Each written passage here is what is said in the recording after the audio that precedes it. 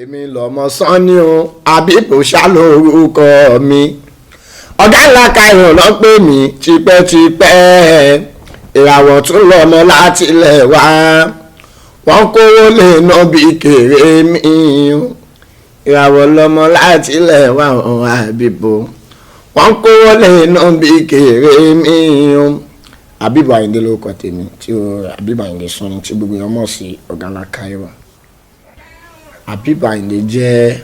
ọmọ tó yẹ pé ó wá láti ilé aláìní tí Ọlọ́run wá fàyọ láti inú kòkò dúdú. Nítorí bí ọ̀gá ńlá Káírò ni wípé nígbà tí èmi máa yan ààyò Alhaji Wasiu Alabi Pasuma ní mẹ́ńtọ̀ mi,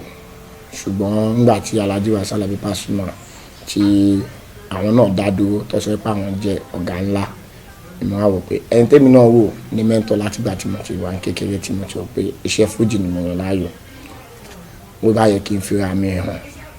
ní àti bí orúkọ tiwọn ló jẹ́ kí n pàpọ̀ ọ̀gá ńlá yẹn ń bẹ ọ̀gá ńlá Káírò.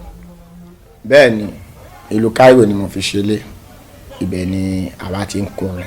tí ó yẹ pé gbogbo ayé fi mọ̀ wá. Mi wá láti ilé olórin, bàbá mi ò kọrin, bẹ́ẹ̀ dẹ̀ ni ìyá mi ò kọrin, ṣùgbọ́n láti kékeré mi ni mo ti láìkì orin fújì. Nígbà tí àwọn Alhaji Wasiu Alabi Pasuma, àwọn Alhaji Abbas Obesere tí wọ́n bẹ̀rẹ̀ fújì ní ayé ìgbà ní 90s, èmi jẹ́ èèyàn kan tó sọ pé tí rẹ́kọ̀dù wọn bá ti jáde níbikíbi tí wọ́n bá ti ń ta rẹ́kọ̀dù, máa ń lọ síbẹ̀, máa listen sí àwọn orin fújì. So àti bẹ̀mí náà ní trust ní fújì, nǹkan tó yẹ kí n láìkì fújì nìyẹn. So fújì à ń kọ́ ní local champion, ìgbà yẹn a wà ní kékeré lóṣòdì, láti ìgbà yẹn àwọ̀ Mùṣín, láti Mùṣín àwọ̀ Ìkẹjà, ṣùgbọ́n nígbà tí ó yá tàbí pé à ń jà síwájú à ń jà sọ́hùn kò tí ì jọra wọn ni opportunity ìlú Cairo Egypt ló fi yọ, ló jẹ́ kí n lọ sí Cairo tí olórin kankan kọrin bẹ̀rẹ̀ tó jẹ́ pé alákọ̀ọ́kọ́ olórin bẹ̀rẹ̀. Nígbà táwa wọ Cairo ní ọjọ́ sí náà, ìbéèrè ńlá ni ìbéèrè yẹn, kò sí olórin, kò sónílù, kò sólómele, kò sí nǹkankan. Ó wà fún wa láti lè sọ pé a fẹ́ ṣe show fún àwọn èèyàn, láti kọ́ àwọn Nigerians tó wà ń bẹ̀ jọ pé bí a fẹ́ ṣe show. So a ní láti bẹ̀rẹ̀ láti bí pé àwọn beer parlour tó wà ń bẹ̀ tó jẹ́ joint táwọn èèyàn ti ń jẹun tí wọ́n ti ń ṣe fàájì, a máa wà ń bẹ̀, a fẹnu kọrin, a dáhùn èèyàn lára yá, àwọn àgbàlagbà àtàwọn tó jẹ́ youth bíi titi wa. So àti bẹ̀rẹ̀ àwọn èèyàn ká banana nǹkankan àti àwọn èèyàn tó pé wọ́n wá láti Òṣòdì tó ti máa láti kékeré pé olórin ni wá. So ó wà fún wa láti lè organize show torí pé kò sẹ́ni tó máa lùlù fún wa. So ní ọdún 2010 yẹn tí a wọ̀ ìlú Cairo, Ọlọ́run mú aṣọ alábàápàdé ọ̀gbẹ́ni kan tí wọ́n pè ní Adéníyì Fájuyì. So òun ló ronú pé kíní tó ń ṣe tàbádé organize gbà fẹ́ ṣe Independence Day ní Cairo yẹn ní 2010, ó ṣeé ṣe káwọn èèyàn tán náà. A organize show yẹn ní ọdún náà lọ́hùn tó jẹ́ October 1st ní 2010. So ọlá pé àwọn èèyàn wo lórin rí kọ́ organize the show bẹ́ẹ̀, àwọn èèyàn turn up, àrí èrò tí ẹ pé wọ́n pọ̀ gan, bó tiẹ̀ jẹ́ pé ní ọdún náà kò sónílù, keyboard lákọ̀ lò láti fi pọ̀tà èèyàn sọ pé àwọn really enjoy pé tá bá lè put more effort láti máa ṣe, àwọn máa support, àwọn dẹ̀ máa show sí, àwọn dẹ̀ máa wá sí show wa. Àti ìgbà yẹn náà láti bẹ̀rẹ̀ tọ́lọ́run fi wá sọ di òótọ́ mọ́ wa lọ́wọ́. Bí mo ṣe tó láti bẹ̀rẹ̀ orin kíkọ ni wípé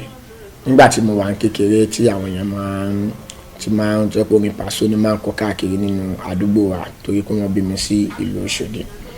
Àwọn àgbàlagbà tí wọ́n wà ládùúgbò wọ́n máa ń pè mí ní Paso kékeré ní ọdún yìí náà. So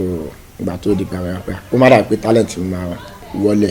àwọn tó jẹ́ àgbàlagbà àníbọ̀dá kan wọ́n pè ní Ismail nígbà yẹn, ọ̀sẹ̀ mọ́lá máa ń pè wọ́n ní ọ̀rẹ́ méjì street nílùú Òṣòdì.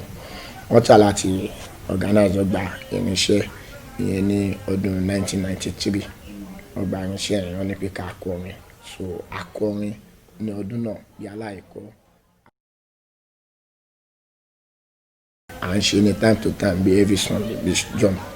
bí mo ṣe bẹ̀rẹ̀ nìyẹn. Ìdojúkọ tó wà nílùú Cairo ó pọ̀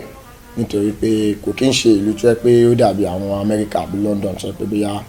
ó ti lajú ní orí ọ̀rọ̀ pé bí à ń ṣe party, à ń ṣe gbogbo orú nǹkan bẹ́ẹ̀ yẹn. so ìdojúkọ tó wà mẹ́ fún wa láti lè máa kó àwọn èèyàn jọ láti lè máa wá sí pàtí láti lè máa dá pàtí lẹ̀ ó pọ̀ fún wa ṣùgbọ́n ní ọjọ́ tó ní a lè sọ fún yín pé láàrin 2010 sí 2018 tàwa yìí gbogbo ẹ̀ ti wá di pé pàtí ń lọ ní mèremère kò sáwọn èèyàn tẹ́kọ̀ọ́ máa fẹ́ ṣe pàtí mọ́ olórin ló máa fẹ́ pè olórin náà ti wá ń dé ní oríṣiríṣi àwọn tó lórin tó ti wá sí ìlú Cairo lóríṣiríṣi wọn ti pọ̀ pé ara wọn ní first olórin tá máa ń kọ́ gbé wà wọn ní Alhaji Wasiu Alabi Pasuma ní ẹ̀yìn ìgbà yẹn Alhaji Sulaiman Adékúnlé Malaika wọn wá ẹ̀yìn ìgbà yẹn Adérẹ̀mí Àlùkò tó jẹ́ brọ́dà mi àwọn náà wá ẹ̀yìn ìgbà Alhaji Saheed Òṣùpá King of Music àwọn náà wá so oríṣiríṣi olórin Alhaji Sefiu yàtọ̀ sáwọn tó tún jẹ́ olórin Islamic àtàwọn gospel singer àjọṣepọ̀ tó wà láàrin gbogbo mi àtàwọn olórin Nàìjíríà pátápátá ní ogun ege kò sí àṣàdànù kankan nínú wọn kò sí yàtọ̀ nínú wa Alhaji Wasiu Alabi Pasuma àti Ògùnyàn mọ̀ sí mẹ́tọ̀ mi tó jẹ́ ọ̀gá ńlá muam Ògùnyàn believe pé bóyá ọ̀la pé àjọṣepọ̀ tó wà láàrin àti Alhaji Wasiu Alabi Pasuma pé bóyá màá máa ṣe fàsẹ́yìn fún àwọn olórin mi ṣùgbọ́n Alhaji Wasiu Alabi Pasuma ọ̀gbọ̀n kọ́ wa bẹ́ẹ̀ ó ní pé ẹ súnmọ́ gbogbo olórin kí àwọn náà lè ṣe kíni kọ́ lè fa ìmọ̀ra ìrẹ́pọ̀ gidi wà láàrin mi àti Alhaji Akande Abbas Obesere tó yàtọ̀ pàdé l'Amẹ́ríkà ìrẹ́pọ̀ wà láàrin mi àti Alhaji Sulaiman Adékúnlé tó yẹ kí nígbà tó wá sí Egypt ọ̀rọ̀ wa náà ni àwọn alátẹ́wọ́gbà wọn ní àlejò the same thing pẹ̀lú Alhaji Saheed Òṣùpá Saheed Don P bẹ́ẹ̀ náà dẹ̀ ni Alhaji Sefiu Alabi tí mi bá kọrin kò síṣẹ́ tí mo fẹ́ ṣe o ó máa hard fún ọ̀tá mi torí nígbà tí à ń jamọ́ra wọn ní ayé ìgbà yẹn kó tó di pẹ́wọ̀ travelling bus yẹn pé ká tí ọmọlanke bíi kára nǹkan àlòkù ká tún ta ká ṣe irú nǹkan bẹ́ẹ̀ ṣùgbọ́n nígbà tó rọrùn adé ń kọrin náà bí aláìkọni ẹ̀wọ̀n pé nídìí iṣẹ́ orin téèyàn bá rẹni bálà kó tó dépò ọ̀la ó máa ṣe wàhálà náà so tí n bá kọrin mi ò mọ bí láìfún mi ṣe máa rí lọ́jọ́ tèmi ìdojúkọ tí mo ti dojúkọ pọ̀ gan nítorí pé nígbà tí mo lọ sí primary school tí ẹ pé kò sí agbára fún bó ti jẹ́ pé public school la lọ kò sí agbára fún ìyá àti bàbá láti lè rán wa ní school ọ̀hún wọ́n ní láti fi wá sọ́dọ̀ èèyàn láti lọ gbé mo pause primary school mi nígbà yẹn for complete 4 years so tí máa rí àwọn ẹgbẹ́ mi tí wọ́n múra páwọn lọ sí school tó yẹ kí mi náà ti wà ní junior secondary school nígbà yẹn inú mi máa ń bàjẹ́ ìpa àwọn ẹgbẹ́ mi lọ school èmi lọ sí ibi tí màá ti lọ báyọ̀ tajà èyí ló mú mi ní after 4 years tí mo náà fi wá padà sí secondary school báyọ̀ mo padà sí secondary school yẹn mo ní láti máa tajà ní go slow láti lè máa fi ń ra mi ní school so ìdojúkọ yẹn ó pọ̀ gan tó yẹ pé inú ìnira nínú gbogbo ẹ̀ láti fi ka secondary school wa la fi ka jálẹ̀ nínú ẹ̀ náà dẹ̀ la tún ti ń kọrin tọ́kọ́bọ̀ tá à ń rí bí orin tá a bá lọ sí junction by junction tá à ń ṣe mọ́ra wọn tọ́kọ́bọ̀ tá a bá rí láti máa mú délé tí ìyá àti bàbá máa sọ pé bí àwọn fẹ́ gbà tọ́kọ́bọ̀ mi tó yí pé kò sí agbára fún mi so ìdojúkọ tí mo face kó tó di pé bí ya ọlọ́run kan mọ̀ wá níwọ̀nba tí wọ́n fi mọ̀ wá ní international artist lane ó pọ̀ gan. àmọ̀ràn tí mo lè gba àwọn èèyàn kó tó wá sí ìlú Cairo ni pé ibikíbi tẹ́dà bá fẹ́ lọ láyé dúró lórí ìgbàgbọ́ ẹ̀ kò síbi tẹ́dà lọ láyé tí wọ́n pé kò sí challenges mi tẹ́lá lọ bí lọ́wọ́ àwọn tó wà lamẹ́ríkà náà challenges lọ́wọ́ àmì tẹ́lá lọ bí lọ́wọ́ àwọn tó wà ní Europe ẹ bí lọ́wọ́ àwọn tó wà ní UK oríṣiríṣi challenges ló wà mẹ́ olóyìn kan kọrin nígbà kan olóyìn àti dé Amẹ́ríkà yóò ti ojú ti rí tó àyàn ti dé Germany yóò ojú ti rí tó ẹni ò débẹ̀ rí ló ń jọ lójú so ẹni tó wá rò pé bí òun fẹ́ wá kọrin ní Egypt àbó òun fẹ́ wá ṣiṣẹ́ ni àbó òun fẹ́ wá ṣòwò ni ọkàn ní gbogbo nǹkan níbi tẹ́nìkan ti ń sọ pé kò dáa fún òun lẹ́nìkan ti máa sọ pé ó dáa fún òun